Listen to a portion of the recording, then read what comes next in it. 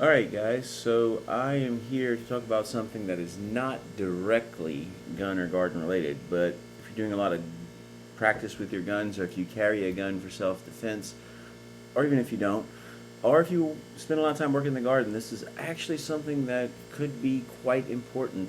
What I want to talk about today is emergency first aid kits. So I have here, this is what is called my emergency first aid kit.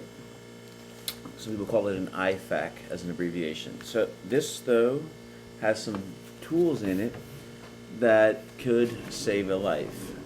So I'm going to open it up a little bit, and I'm going to show you a couple things that are in here. So one thing, just doing a lot of research, the tool that could potentially, even in an amateur first aid person's hand, that could save a life is a tourniquet.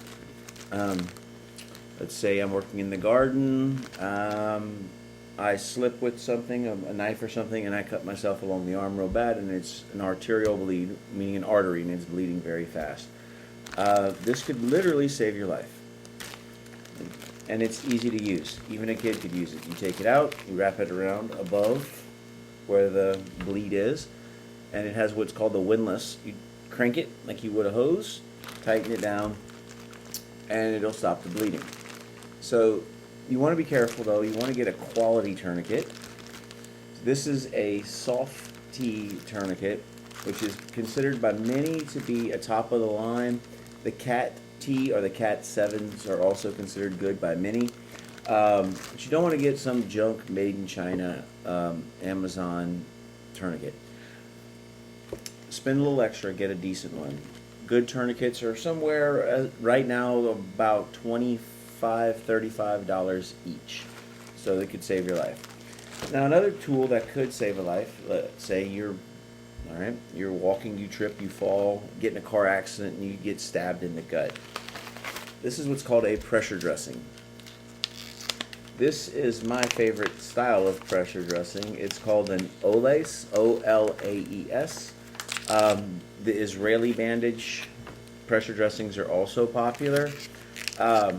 This one's a little better. So what this basically does is, if you know anything about stopping bleeds, they tell you to put direct pressure on it. Well, what this does is this puts pressure for you on the wound.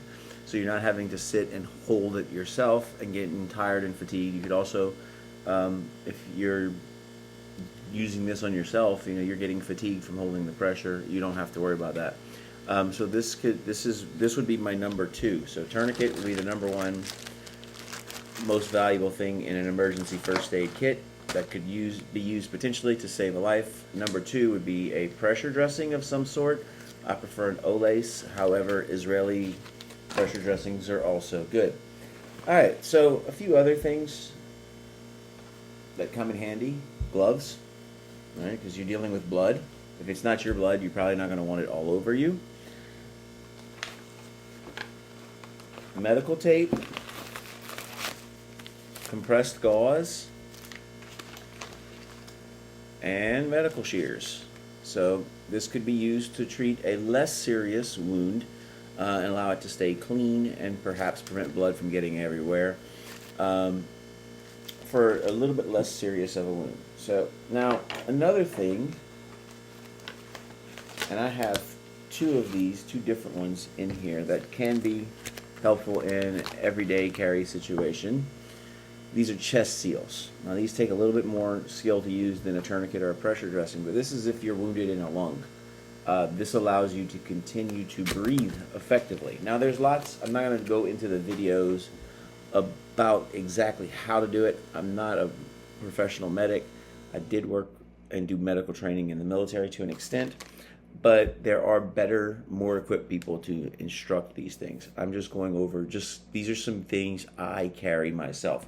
So my chest seals,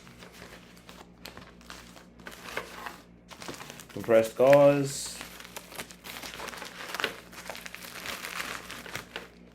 medical tape, medical shears, pressure dressing,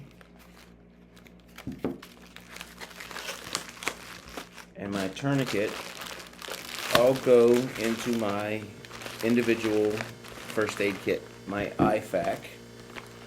And this goes, I can't keep this necessarily too easily on me. It's pretty big. So it's pretty big. So it does have these Molly style straps that can be used, and it can be strapped to a belt buckle. So I could technically hook this on my hip, but as you can see, that's pretty big, bulky, and heavy. Not something that I would necessarily be comfortable walking around with. So what I generally do is I have a bag that I use that I have some things in there. I have some, I'll throw some snacks in there, maybe some cough drops and some allergy meds, you know, for on the road. And I put this in that bag. I'll also put this in my bag when I go places and other things. But it's too big to carry on me. I'll keep this as close to me as I can practically. A little bit smaller though. I did a little research recently.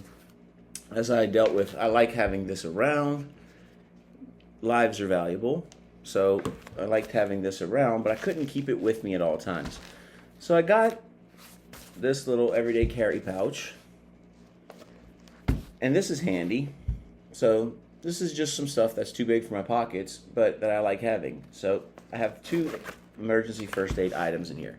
Now remember, these are not the best. This is more of what's the best. But this is easier to carry, way smaller. I have 2 items in here only at the moment. Well, 3 really. I have, this is a SWAT T tourniquet. These are not as good as the soft tees or the cats, but it's a whole lot better than nothing. And it could also be used as a pressure dressing or a sling or to tie a splint. They're a little more complex to use, and they're a little cheaper though than these others. These are about $15, which means, you know, you can get these, but notice it's small and flat. Another advantage of these is these can be used on small people like children. And the soft tees and the cat tourniquets cannot unless you get a child-sized one. So this is a little more versatile, but not very effective not as effective as the other. The other item I have in here for emergency medical stuff, this is what's called hemostatic gauze. Basically, this is a gauze that will actually help your blood clot. So if someone gets a big gashing wound, you can stuff this in the wound. And it helps it clot. Now, you can also use these 2 together as pressure. So you can stuff the wound with the hemostatic gauze, then wrap your SWAT T tourniquet around it. Works like a pressure dressing. This can also be used as a tourniquet. It just does not work as well as a SWAT T. And the other thing I have in here, medically at least, is just some plain old gloves, some nitrile gloves in a little Ziploc bag. And so that's for dealing with the blood. Now, you know, it's always good to have an ink pen.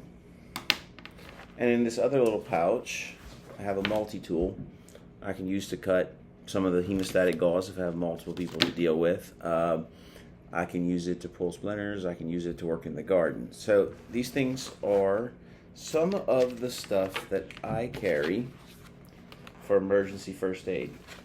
So lots of people like to carry guns for self-defense, and that's a great thing.